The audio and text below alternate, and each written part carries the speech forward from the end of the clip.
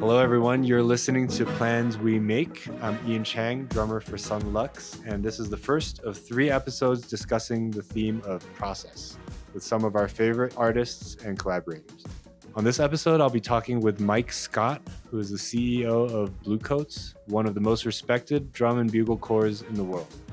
They're known for pushing the boundaries of what is possible with marching performance and developing young musicians into elite performers. Back in 2024, Son Lux collaborated with Bluecoats by reimagining our music for the field. They translated the songs Changes Everything, Lost It to Trying, as well as Plans We Made, through brass percussion and movement into something expansive, physical, and alive in a way that totally blew us away.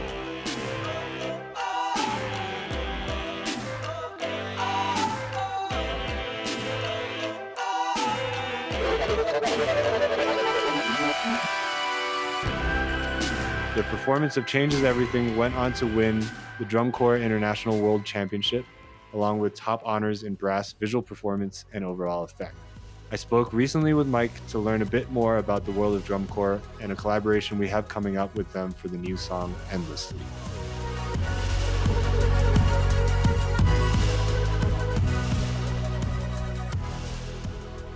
All right, Mike, thanks for sitting down, taking some time to chat. Where are you at right now? I'm in Ohio. I'm in Cleveland. It's good to see you. Where are you these days? I'm in Mexico City, so I'm home. Okay, This is where I live. I'm in my Cool. studio right now. So you're in Ohio, and you are prepping, I imagine, for this current season of Bluecoats. Yeah, we're getting close. We move into spring training in about a month, so this is that like last 30 days of prep before spring training starts. Got you. So Before we kind of dive into things, for our listeners who are unaware really of like what drum and bugle corps and like DCI and all of these things are, I think a lot of people maybe have an idea in their head of like, oh, like marching band, that's like related to schools and related to sports, but this is independent of all of that. And so I would just like to give you the floor a minute to maybe talk about what this world is and what this community is, so that our listeners can have an idea. Yeah, it's definitely one of those worlds where if you know about it, it's all consuming for you, and you've been a fan your whole life, or once you know about it, it's just that thing that you know. And if you don't know about it, oftentimes you haven't heard of it. But like you said, it's a weird mix of being independent. I kind of, if I'm trying to explain to someone just really quickly, and this concept that you're talking about of independent or school, marching band or sport, I usually reference like travel soccer or like travel sports. It's kids that love marching band that probably or certainly did it in high school, maybe did it in college. They are really good at it and they want to do it in their free time in the summer. And so in that way, it's like travel sport. And for a lot of kids, especially high school fans, it also feels a little bit like their NCAA Division I. Like it's the top of the sport. The kids that do drum corps are mostly college age. At least the kids that do Bluecoats are predominantly college age. But there's also drum corps for every level. There's multiple classes, and so kids participate. But the bottom line is it's summer travel marching band. It's highly competitive.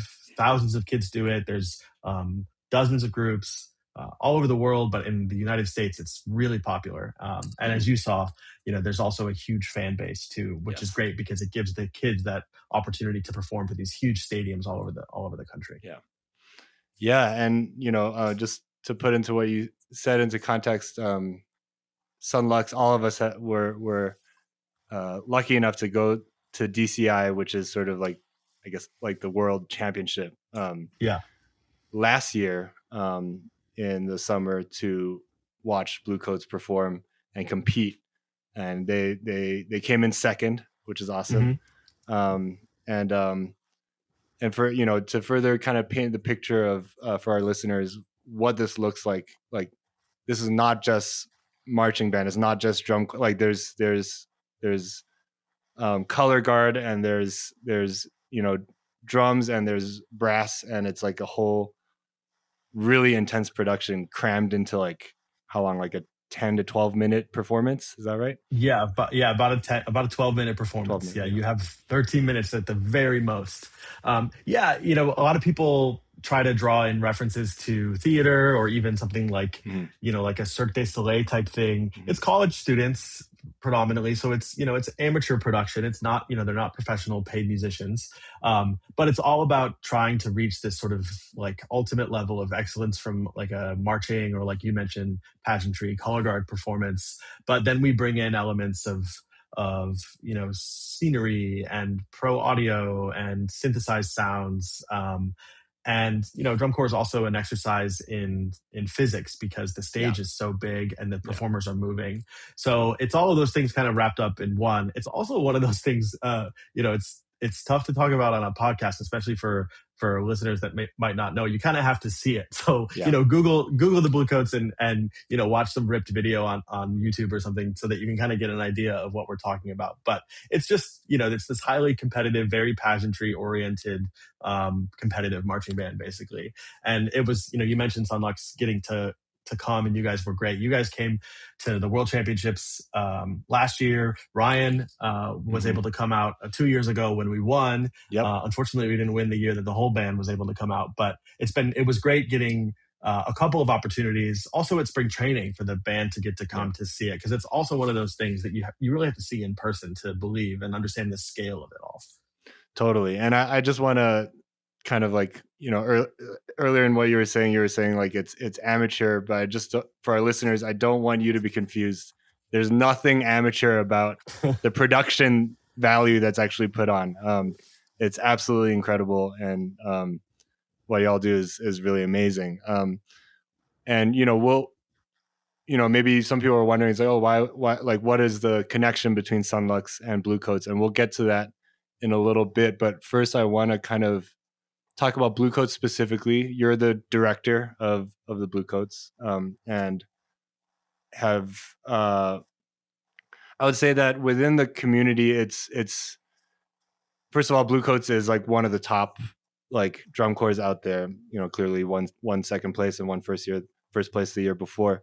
And so I think within the community, people look to Bluecoats as like a beacon of excellence, but also I feel like Bluecoats has been people know Bluecoats as a drum corps that really pushes the boundaries of what's possible.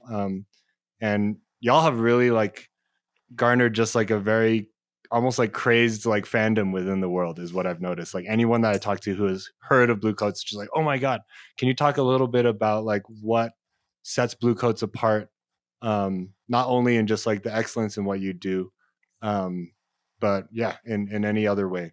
Yeah, well, thanks for that. The drum corps is about this. There's like this long history of this sort of competing interests of tradition, because it's marching band and it's born under this military identity, and you're marching, and there's a certain like rigidity to it, and also about pageantry and finding what's new and what's next. And a part of the competition is like how effective is it, and how much do the fans love what you're doing. And so that there's an interesting juxtaposition, like a yin and yang between those things. And we're one thing that I love about the Bluecoats and why I love being here and calling it my home is that we've always had this excitement about what's next, or how can we push the boundary, or how can we find what's most interesting for the kids these days, or the audience these days, or a new way to like all good art, it's about constraint, right? And we have these various constraints that we have.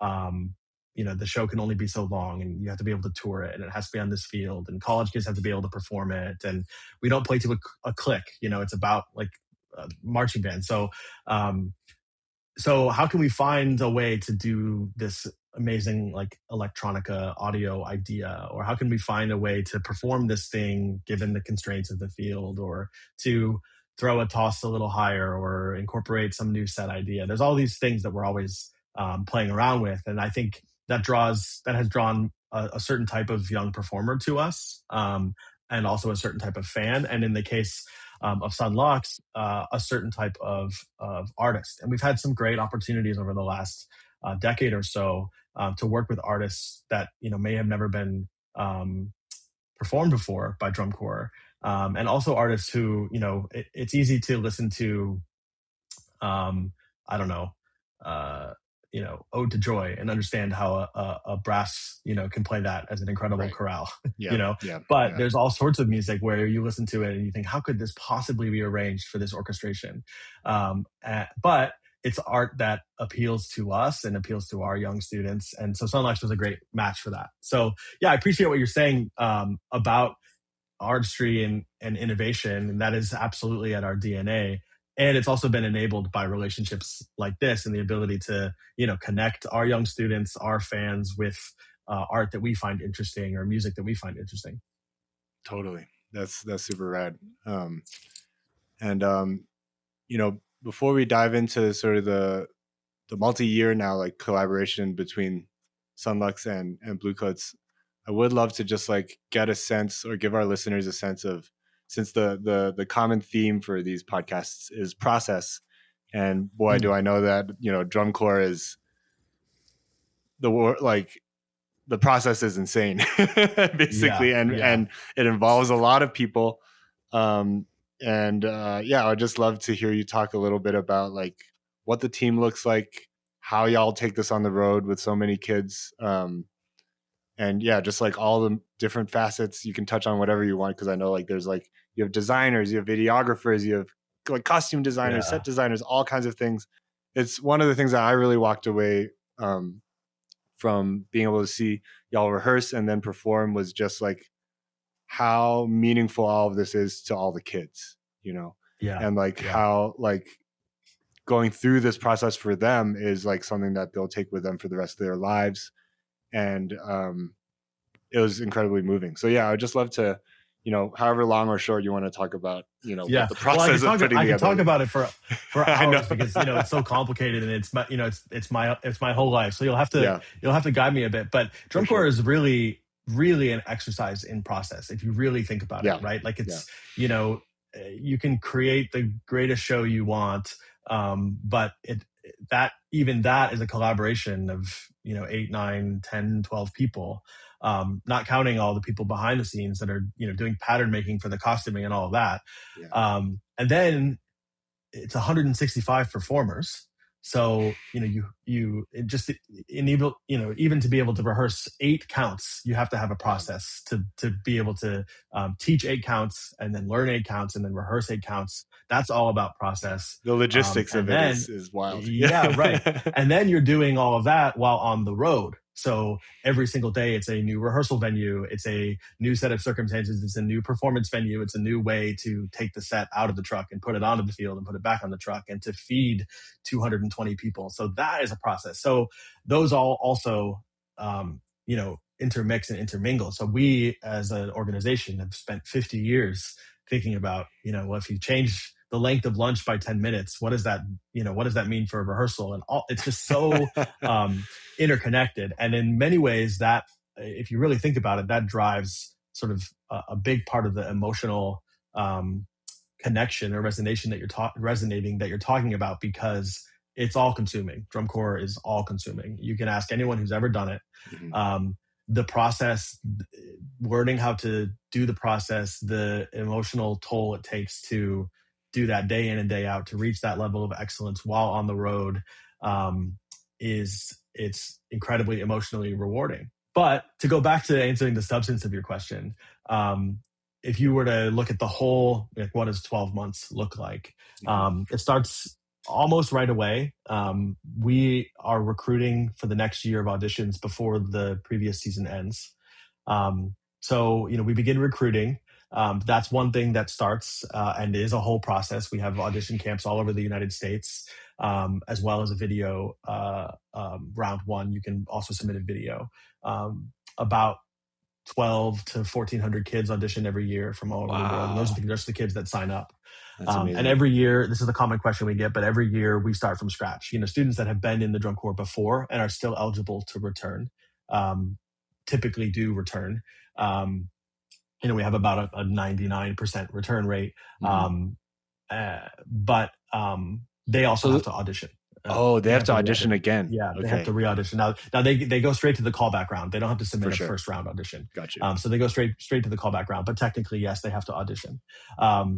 And so that makes it even more competitive. The Wow. Bluecoats are one of, we're widely celebrated. We've medaled almost every year for the last decade. So we're unique in the recruitment process. So that's happening, and at the same time that's happening, the design team assembles. We've got this incredible team of 10 designers. Among them, they have a couple of Tonys and a couple of Emmys for choreography on Broadway. Wow. And they're just incredible arrangers and composers, visual designers, choreographers, costume and scenery designers, audio systems designer Aaron, that I know you guys have had the chance to work with a little bit. Yes. And so they begin, and we start by kind of having a little retreat. We usually go somewhere, usually New York City, but sometimes we'll want to go somewhere exciting and just try to like take in a little bit of like stop, start, keep going, and what's exciting. They listen to hours of music. We put together a big playlist and just listen to hours and hours of music. The last couple of years, we've gotten to listen to less because we've had direct access to your discography, which has been awesome. Okay, great. What's the Son Lux music? And I know we'll talk about in a minute, new music also, which is cool. Yeah. And so that process begins. And those two things run concurrently, the drum corps doing its recruitment and then eventually meeting about every other month, a few sections at a time. And the design process happening. And slowly as music gets written, it gets pushed to the kids and the staff so that when they come to one of those monthly weekend rehearsals, they can work. And then we start spring training. And that's usually the middle to end of May. And we do spring training for 6 weeks, and we do the national tour for 6 weeks. And you saw the rehearsal process. But like I was saying, it's 165 people. It's about 100 staff that are teaching them and enabling the entire thing to happen. Eat, sleep, rehearse for about 10 hours a day when we go on the road. We drive all night, rehearse all day, and then do a show, about 3 or 4 times a week at different venues, a different venue every time, all across the United States. And I don't know if you want to talk a little bit about the rehearsal process, but you saw it as an outsider, but also as a musician and as someone who has rehearsed in a variety of different formats. So I'm almost interested in your kind of unique position. This is something that Ryan and I talked about quite a bit. It's just like you guys were drum corps new people, but you're not new because you're professional musicians and you understand and you kind of value the same things we value in terms of like timing and rhythmic excellence and intonation and phrase and finding interest and intrigue in phrase, and those are all things that we have to rehearse. And so you saw sort of that marriage of the technical and the process and all of that, but as a drum corps new person. So I'm almost interested in like what your thoughts about our rehearsal process were, having seen it just a little bit, because for us, it's so normal that sometimes we forget what is really unique about the way that we rehearse. I mean, it's incredibly unique. As a drummer, I've never touched the world of drum corps or marching band or anything like that. So like, well, first of all the things that you mentioned in terms of timing and like intonation and like all these things, like everyone's, and it shows that you're picking from a large group of people auditioning, because like just every musician is unbelievably excellent, like world class, like, and they're good for their age, like no, like they're playing at an incredible level. I remember the show that we saw, like the trumpet player was hitting notes that was just like wow, and like these high notes that were like super clean, and just how tight everything is for me, honestly, like it's shocking. Like it's like a shocking level of tightness, which I know is something that is like valued maybe an extra amount in this world, almost more so than in other realms of music. So it makes sense. And then the thing that really blew my mind, and I think it was the same for Ryan too, well, obviously all the movement involved while executing all of these very complex musical ideas, but while still like making it flow and feel like a piece of music, is wild. And then the thing that on top of that, for listeners who are familiar with the concept of latency, like basically the field is large enough, and I experienced this only a little bit when I used to play in orchestra when I was younger, like when you're at the back of the room and the conductors are at the front, like just the amount of time it takes for the conductor to like hit a downbeat and then for you, like for you to hit the drum. By the time the sound of the drum travels to the audience, that's already enough of an amount of time that like you could be like it'd be very easy to be late, or Right. sound late. And that's something that y'all have to deal with in real time while moving around. So the latency relationship between what you're playing and how it's like relating to everyone else and how it's relating to how it's coming up for the audience is shifting all the time. And I honestly just don't even understand how y'all do that or like kind of, deal with that while staying really, really tight, because essentially, like, depending where you are in the field, you'll have to be playing, I guess, purposefully behind or ahead of your peers. Is that right? Like, is that how it feels? Because coming into this world, you played in drum corps and everything, right? Like, so like this is. I did. Yeah, I did marching band, and I was a conductor in the Bluecoats, which is actually a really interesting place, because you, like, as the conductor, know which performers are on your hands, using your hands, and which aren't, based on where they are. Mm-hmm. So that like where I always start with someone who kind of understands this, because drum corps is a bit of like performing in a drum corps is a bit of an exercise of time travel, like you're talking about, right? Like it's all relative. If you listen to the best, most incredible, let's call it a 10 out of 10 music ensemble on the front sideline, it sounds incredible, right? Like it's all these things you're talking about. It's tight and it's incredible. If you then go stand on the back sideline and listen to the same performance, it's unintelligible. It doesn't make any sense. Because you've inverted the performance, right? And so when we rehearse the drum corps, there's a reason that we always have staff in the press box listening, because that is the point. We're trying to approximate, where the judges or the most of the audience are going to be. Mm-hmm. And the entire rehearsal is relative to that point of reference. So when they're telling the students, hey, that entry was just a little late, are you using the hands or are you listening? Who are you listening to? Okay, that needs to be played a fraction of a second early. It needs to play 1 30-second note ahead of where you're feeling it. And we're spending the entire season refining those assignments and listening assignments, looking assignments.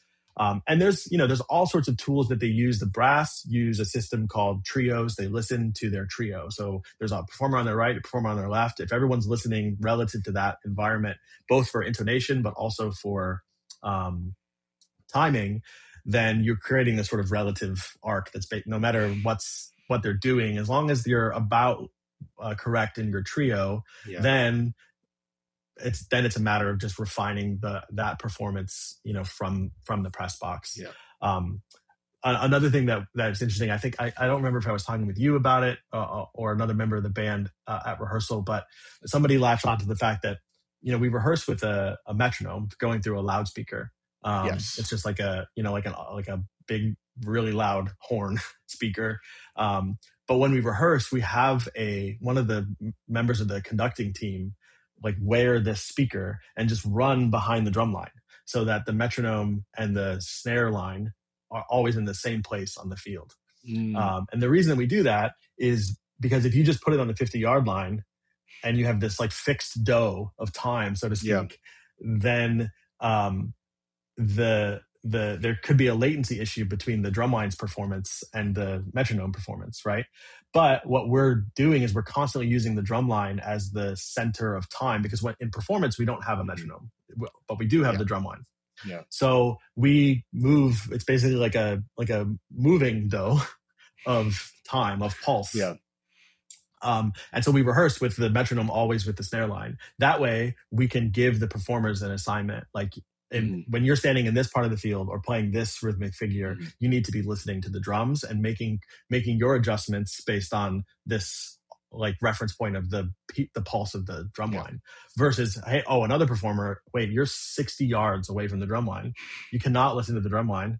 You need to be watching the conductor and then making your changes in performance based on what you see from the conductor.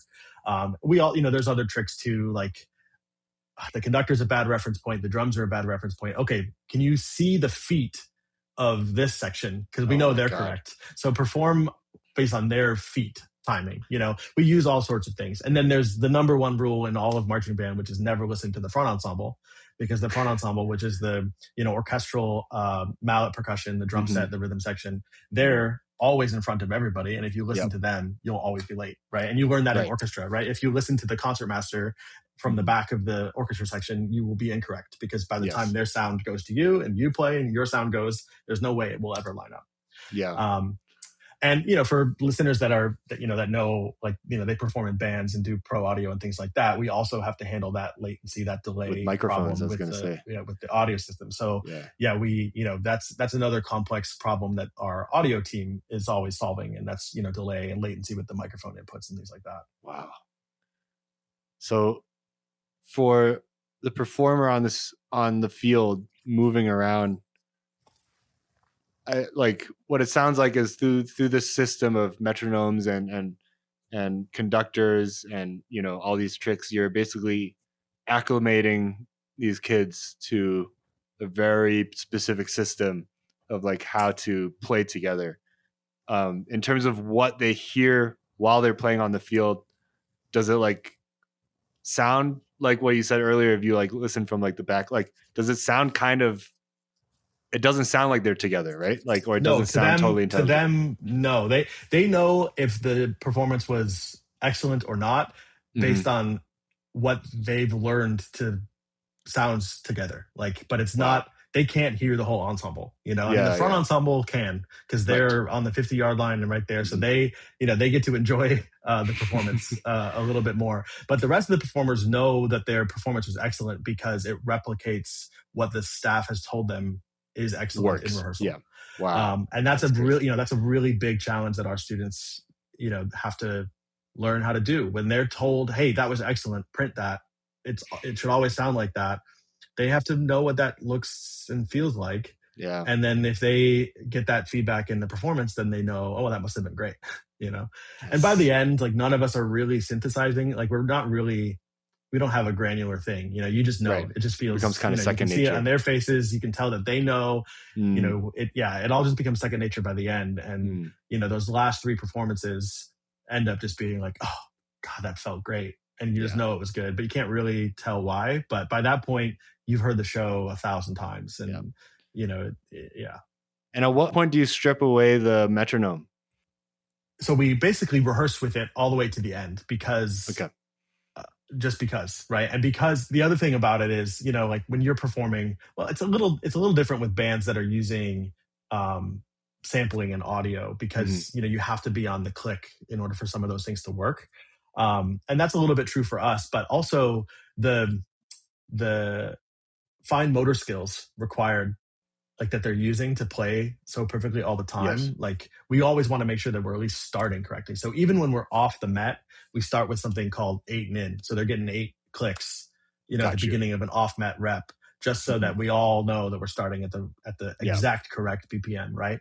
But we do have to maybe answer your question better. Like, we do have a system of like weaning off the Met just to build the correct memory. So, sometimes we'll do, the Met on halftime or 1/3 or 2/3 time, so that there is a pulse, but that it's not the quarter note. Or we'll do like upbeat on the quarter note or upbeat on the half note, upbeat on the dime. That's brutal. So that it's, but just so that it's there. And so, every once in a while, did your footfall land, like the snare line, using that, like, hey, I felt like my footfall is landing on this intermittent beat, so we must be in the right spot, like from a tempo perspective. But, if the other challenge is, you don't want to train especially the brass and color guard performers, you don't want to train them on the Met. The Met is mostly there for the drum line, and then everyone using their listening responsibilities that they're given in rehearsal. So that's another reason it's important to wean off the Met, not because it becomes like a click crutch for everybody, but because we also want to reinforce the listening environment that is going to be performed. Of course. Yeah. That makes total sense. That is mind-blowing to me. And I'm sure to anyone listening who is a drummer or a musician who understands latency and these things, it's absolutely wild. Cool. Well, why don't we talk a bit about sort of our collaboration and kind of jump into that? I believe we started kind of working together a couple years ago now, 2024, I Mm-hmm. think. Yeah, the 2024 season. Yeah. You guys approached us in 2023, actually at that World Championships, and Mhm. we had been fans, and I think I first heard of you guys actually when you did the collaboration with Pulse a few years even before that, and had been a Oh, fan. That was like an indoor drum line. I yes. can't remember what year. It must have been like maybe It's a long 18 time or ago. 19, something Yeah, like something that. like But that. Yeah. um, and had been a huge fan, and then we were a little kind of like, oh my god, yeah, this would be incredible. And so we decided from the beginning that the best thing to do would be a 2-year residency, like as the artist in residence, just because that would give us an opportunity to get a feel for the discography and what would work, and then Mhm. also give us an opportunity to do the exciting things we did last year, and play some new music, and have a less of like a, hey, let's arrange your music, and more of a collaborative opportunity to play new music or to integrate the music in a way, in an even more organic way. And Mhm. I'm glad we did that, because it was a really cool, I don't know, it was a really cool venture, Yeah. and super super rewarding for us. Yeah. Absolutely. Yeah, for us as well. So 2 years ago, the the song that you kind of centered in the show was "Changes Everything," but you're kind of, because these performances are so, they're 12 minutes, and but they're really like often like medleys of different things. So you're kind of like um, smashing together different songs in really unique ways. Trying to remember the other songs that y'all used that year, 2 years ago. Yeah, we Uh, did in 2024. We did Lost to Trying. mhm. And yeah, we played Changes Everything. And There was two others. There's like, Some of it was like some sampling stuff, and some of it mhm. was uh, you mentioned, like a little bit like of a longer arrangement idea. But those two, Those were the Changes two Everything main. and Lost in Yeah, the Trying, were like the two yeah. main things. And one thing that was really cool about all of that was, we everything we play in any gear is all underlying rights, and Mhm. so we don't often have the opportunity to do sync. We just do the arranging, because Mhm. it's harder to Mhm. get sync and it's more expensive. But Yes. because we had this relationship, Yeah. like you guys sent us a bunch of stems, and Yeah. We so we instead of wanted y'all us, to have it all. Yeah, and have an yeah, open have the door. real Yeah. stems. So instead of Matt, who's our sound designer, um, doing his best to recreate some idea from something we wanted to sample but Mhm. couldn't, Mhm. now like it has this fidelity to your original that I think was really cool. Um, and Agreed. we were also able to use more than just those two tunes. And so there's like Yes. these synth sounds, and sounds that are coming directly from your stems from other music that we were able to interlace throughout other pieces, which I Mhm. thought was really cool. Mhm. Yeah, absolutely. And it's always so, and I wasn't able to go 2 years ago, but obviously I saw a video of it, and it is just like, it's a very specific feeling, like um, hearing something back that is like imbued with so much of the DNA of like music that I've been a part of making, but just like in such a Mm, different and exciting and like bombastic and explosive way. It's like yeah. it's a very emotional experience, and obviously last year when we got to see that um, in person, it was absolutely incredible. And so last year we did a cool thing, which was we gave you an early version of, or I guess it was actually pretty much there, but we gave you a version of a song that's not out yet, and I Yeah. believe should be coming out around the time of this podcast coming out, maybe a little right before or right after, called "Endlessly." And y'all built the show, around that, and also Dream State, I think, was like another main Yeah. touch point. Yeah, we used Um, the multiple versions of Dream State, which is cool. We yes, did that's like right. Brighter Night and Dark Days and the original. Yeah, And so those three tunes, kind of all culminating with, we wanted the closer to be this new music, this collaboration, yeah, Endlessly. yeah. And that was really cool for us, especially because, like, when Ryan came to visit us at spring training, um, early in Hmm. spring training, like week 2 or something like that, and we hadn't begun arranging the closer at all, because well, because it hadn't been written yet. Yeah. And Ryan texted Michael and I like on his way in. He's like, I think I've got something. Like, I think it needs to be this tune. And then he came in and like pulled out his laptop and like sang for us, just like like mumble lyrics, Yeah. like what he thought the melody would be, and like a little bit of the well, if it's out now, like there's that cool like kind of skipping like Afro-Cuban like hitch rhythm, in like the beginning, the intro, and like playing like his initial ideas of that, and we were like, okay, great, let's do it. And then at some point we were able to connect with you as you were like building out some more, and you guys sent us video of you guys in the studio doing some of the early recordings of all that. And so it was really cool. Just we got to see your process, which was awesome. During the collaboration of that, which was really, kind of especially cool for us. It became this kind of mutual sharing of, hey, we're in the middle of building the show and you're in the middle of writing the tune. And, at the end, it's all going to come together. Yeah. In a lot of ways, I'm glad you brought that up, like just the timing of things too, because like, I would say that to a great extent, like this song coming into existence happened concurrently with the knowledge that it was going to be potentially something that would be arranged by y'all, So I think like in our minds, that definitely like painted a certain picture in our heads of like where the song needed to go. So in a lot of ways, I think like just the idea of the collaboration inspired the way the song ended up, you know what I mean? Which I think is really, really, really rad. And then where y'all took it was absolutely incredible. And one thing I want to point out for the music nerds who are listening was a very specific kind of live performance electronic kind of technique that Son Lux uses that we were able to share with you, and you tackled.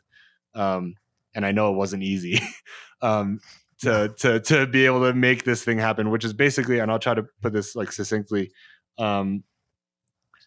This idea of like, and when we do it as a trio, it is often say like Ryan is playing something on his keyboard or synths that the audience doesn't hear, and the audience only hears flashes of it when I hit a drum. And the name of this is sidechain-gating, and that's the name of the technique. The way I like to kind of, an analogy I like to use for folks who I'm explaining this to is that it's almost like two people playing like one saxophone. Like one person is doing the hands and picking the notes while the other person is expressing it with the mouthpiece, you know what I mean? And it's a really interesting and particular way to kind of like play in an interactive way musically that is only made possible by sort of technology. And so, I think Ryan was the one who presented this idea to y'all of being like, what if, the brass section would be playing stuff, but like out of the PA, the audience isn't actually hearing what they're playing unless like a snare drum is hit. And so like you can play like these like snare figures and patterns and stuff that would just be like, that would make the brass sound stutter like and on a technical level, I knew that was a challenge to put into practice, because it's much easier when it's just three people on stage and I'll send you some audio and like you can use it to go through the gate. But like for you all, you really tackled this idea with so much gusto, and the way it came out was just so exciting. And I think is one of the very concrete examples in which like speaks to what we were talking about earlier as like Bluecoats being sort of like an ensemble that is known for trailblazing and known for trying new things. And that was a really rewarding thing for us to kind of like just be in dialogue with y'all about and to see come to fruition. And it was really cool. Yeah, no, that's the type of stuff that just really gets us exciting. It's this, because it's the opportunity for the thing that is at the heart of drum corps, right? Which is like just really challenging, rudimental percussion and, excellence in brass performance and the timing and all of that, but like mirrored with this, well, what's next and how can we make this more difficult, but also more cool at the same time? It's like the perfect like marriage of all those things that we love. And Ryan was actually kind of when he came to spring training, saw this for the first time in 2024, he was like, "Oh, at some point we got to do side chaining." And Right. of course, all of us are immediately like, well, "What the heck are you talking about?" Most of our experience with side chaining is like Phil Collins and compression, and like Yes. it hadn't really occurred to us. I mean, except for Matt and Aaron who live in that world on our team, that this was something that could translate using gating into drum corps.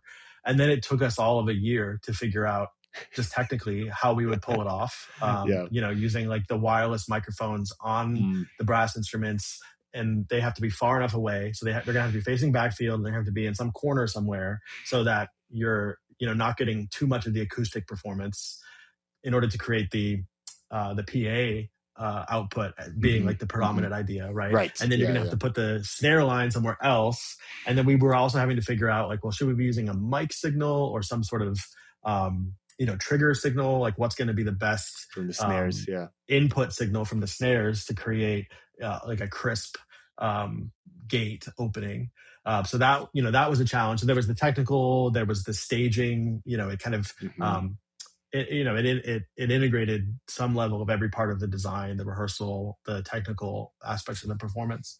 And the show last year was in some way inspired. It's hard to tell, this, like how concepts come together for albums, for the shows, but there was some level of this idea also resonated with the theme of last year, which was, related to, it was the observer effect and related to quantum mechanics and, Mm. observing and relativity in that way. And so there was something interesting to us about what is there can only be perceived in the perform, like it requires the snare drums to be playing and the brass to be playing, and only when those two things are happening is what the audience observing being made real. If it's not them hearing the brass, it's not like there was something Yeah. related to the theme that was They're also hearing the entanglement between the two. That's right. exactly. Yeah, exactly. Yeah, you Yeah. said that so much better. Yeah, that's exactly right. And that was pretty cool. And it's also one of those things where like, I didn't even think about that. maybe That's most of the audience doesn't understand what was happening, but that doesn't matter because there's a certain portion of the audience, and this too, like when you're doing this, like there's a certain portion of the audience that's like, oh, someone's just like playing a keyboard at the same rhythm that Ian's playing the drums, but it still sounds cool. How great, and then there's another portion of the audience that thinks, okay, well, Ian's just triggering something on like a DTX, right. and but that's still cool. And then there's another portion of the audience that's like, oh my God, is that sidechain-gating? And like they're running Ryan signals through, Ian's performance. How cool is that? So I mean, that's true for our audience too. Mm-hmm. But the adventure of figuring it all out and doing it for the sake of trying it, and the enterprise of it is cool nonetheless, the process. And I'd be willing to bet there's a portion of the audience too that's sort of in between all of these where they're just like, oh wait, is that being, no wait, but that doesn't seem right. Like, how's that, wait, like I don't think that's just the drums. I don't think that's just the keys or the horns. Like, how is this possible? And like it feels like magic, you know what I mean? I think that's like definitely a feeling that we chased with this concept. And anyway, that the way y'all pulled it off was amazing. Yeah.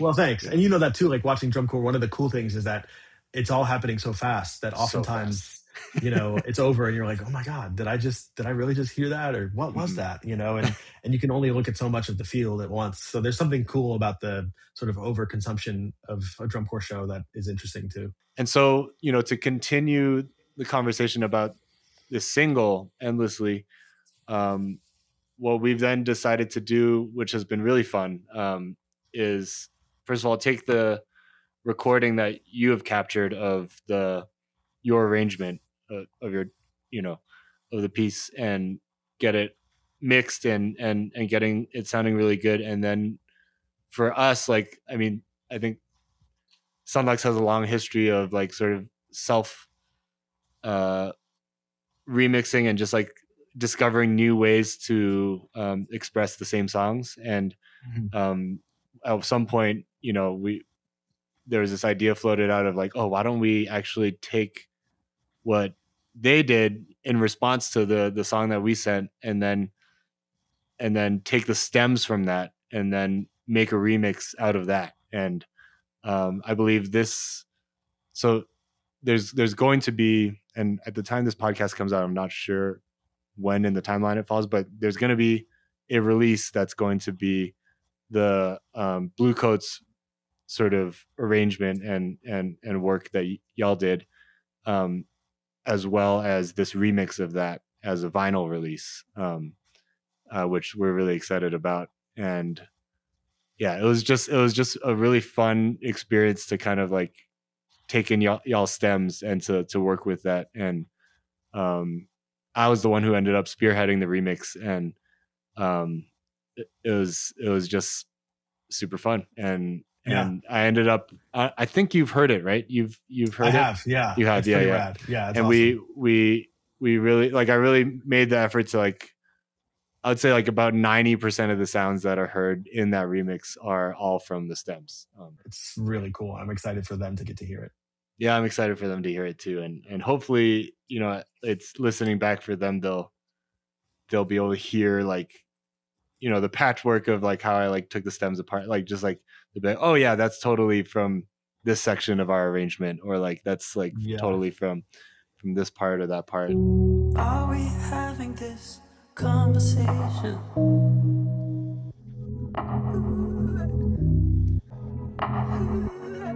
So like as the song opens, what you're really hearing, that's all frontline like marimba, those mics on the front line. And I grabbed sort of those chords and put them in a sampler and kind of built the world around that verse. And it's one of my favorite things about it is that as it starts out quite like kind of muffled in a way, and it opens up slowly, and what you can hear sort of in the background is slowly come in. It's almost subliminal, but if you pay attention, you can hear like the glocks and like the higher mallet stuff like almost sparkling as it comes up a little bit. And then those kicks that come in are all sampled from the drum line and like process and stuff like that. Yeah, that's awesome. But yeah, when I first listened to this, the first thing that I was like, oh well, that's the front ensemble for sure. Like that that Rosewood sounds unmistakable. Like even even after you've mixed it all in, it's so cool. Yeah, and just the way that y'all start your piece too, with like the way it starts with like marimba and kind of like and the mallets and stuff. And the reason we had to start there too was also because like we're having to stage the brass. Like we're trying to get the brass as far backfield as we can so that we can do the side chaining idea. Yeah, amazing. Okay, keep listening. You play blind to survive. There's a dream on your shelf. You try hard not to notice it, but you see yourself from another time. That right there, that moment right there, the another time and place moment, that's all just like process and reverse, like glockenspiel stuff from from that zone as well. That's cool. I don't think I realized that. That's awesome. Yeah. And you could, in that last like little chunk, you could definitely also hear just like the slight sparkle of like glockenspiels kind of coming through a little bit. Yeah, it's really nice. Cool. Step out, don't fall in line. Step out into the light. Love what you love, feel what you feel, give into yourself again and again. Only what you want to be, nothing more, nothing less. Cool. We can pause it. We can talk about this chorus. So for the chorus zones, I think it's quite clear. You can hear like the drum line and like brass and stuff, with varying degrees of processing, but not like so much that you can't tell what it is, I think. Yeah, right.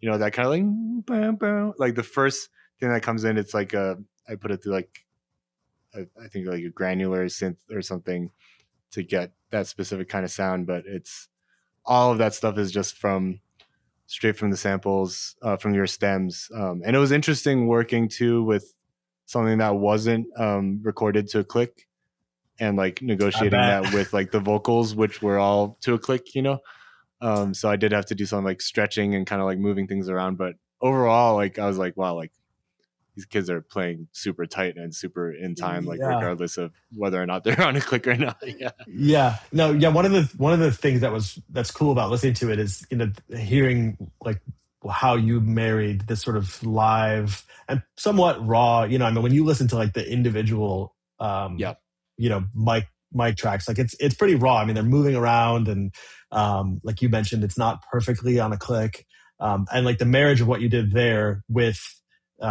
you know, this like studio sound, and it's such an interesting marriage of the two that like it creates this cool texture that I think is interesting. And I was laughing when I was talking to you guys, and someone asked like, hey, what's the BPM on the click for this performance? And I think it was Ryan who stepped in and was like, oh no, like don't ask drum corps people what their click is at, because, you know, they're very proud of the fact that they don't perform on one, because we're not allowed. You know, we would get disqualified in the competition. But yeah, I mean, more power to you to figure out how to. I'm sure you had to make some adjustments to make that all work.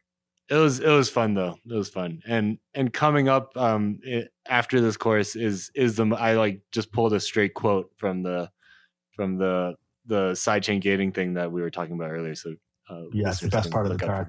Yeah.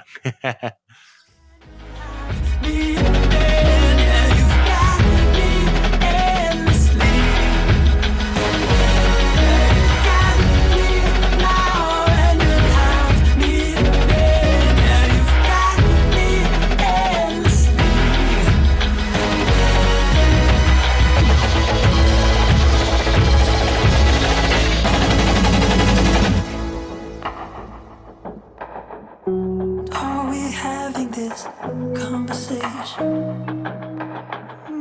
Are we having this? Stop. I think you want to be open. I think you want to be heard. Are we having? I think you want the illusion. Are we having to burn, to burn? Listen, love, you can be who you are endlessly.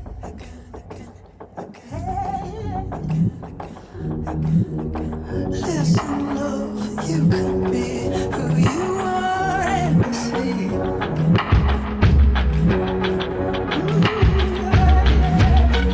Listen, love, you can be who you are endlessly.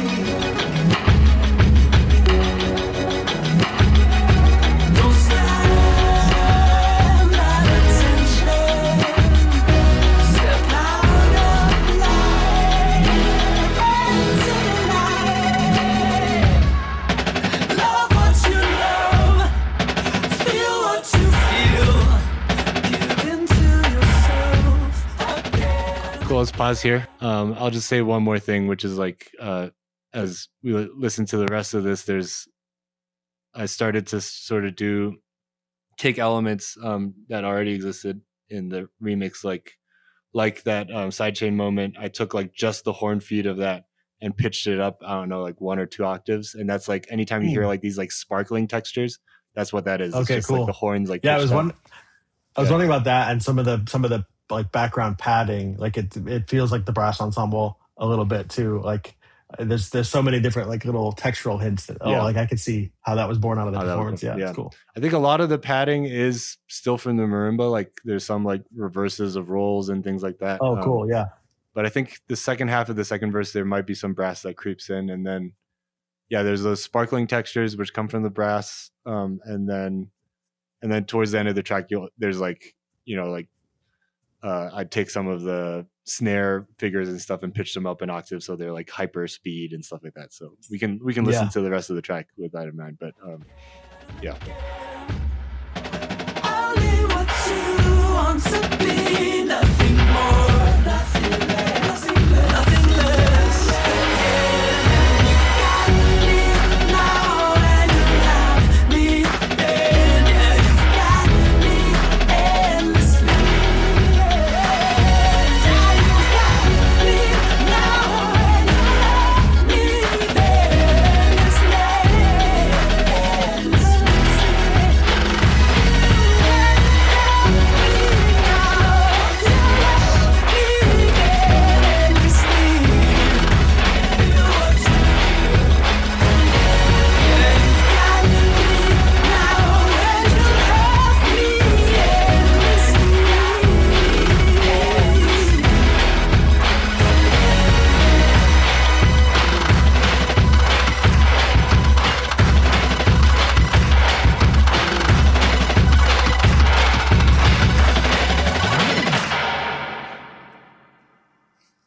great.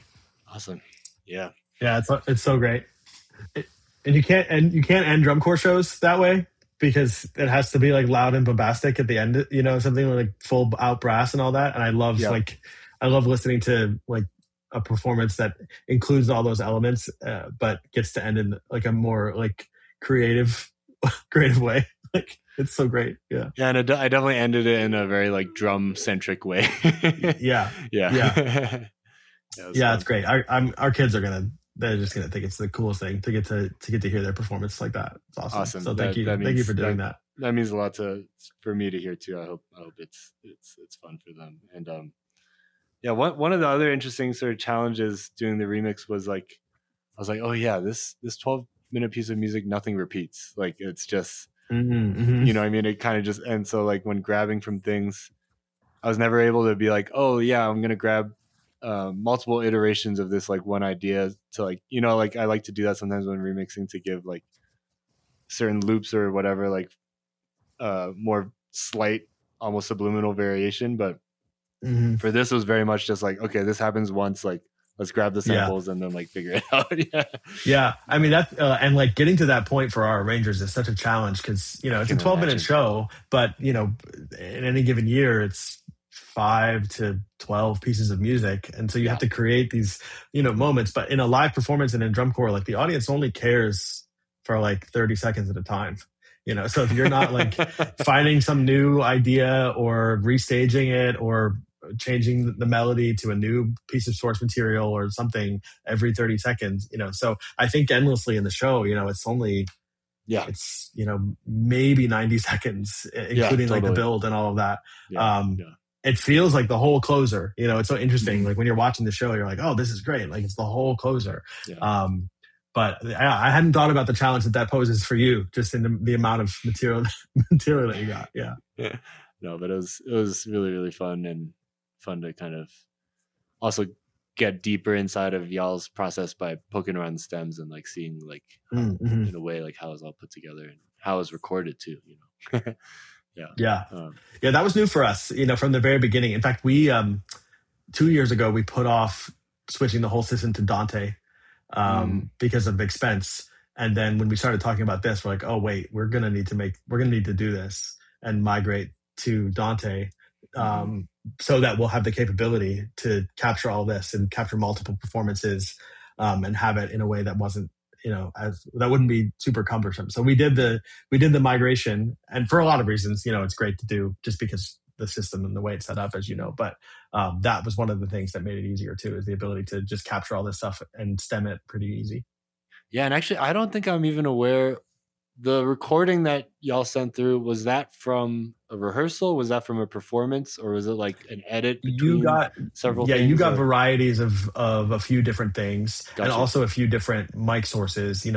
Some of the instruments are individually mic'd, and then there's also some field microphones that we that we put up that are wide area. I definitely so you got a combination of that stuff.